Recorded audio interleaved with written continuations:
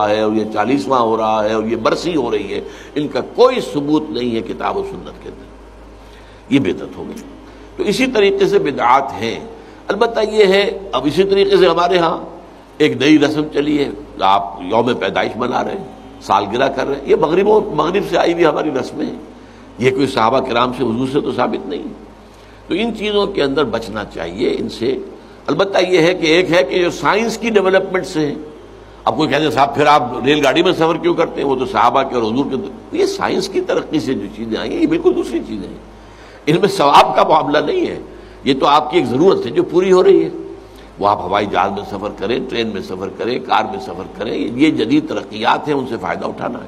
اور ان کو استعمال کرنا ہے، تو یہ اور بات ہے۔ لیکن دین میں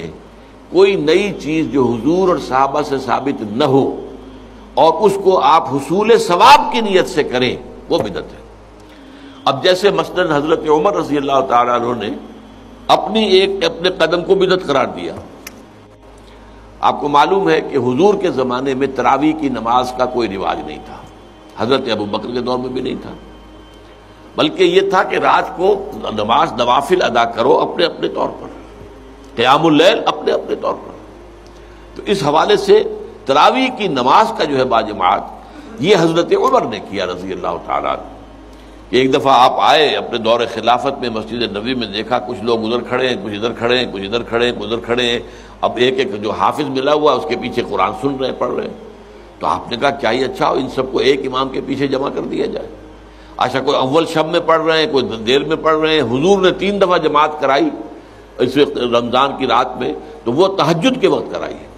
وہ عشاء کے ساتھ نہیں، جو ہم تراویح کہتے ہیں کہ عشاء کے ساتھ ہی 20 رکعت ہم پڑھتے ہیں، یا اہل حدیث حضرات 8 رکعتیں پڑھتے ہیں، اس لیے کہ حضور نے تو صرف تہجد کی جگہ پر پڑھائی، تہجد کی 8 رکعتیں ہوتی تھی حضور کی، تو 8 رکعتیں آپ نے پڑھائی۔ لیکن یہ ہے کہ پھر حضرت عمر نے یہ فیصلہ کیا کہ اس طرح کر دیا جائے،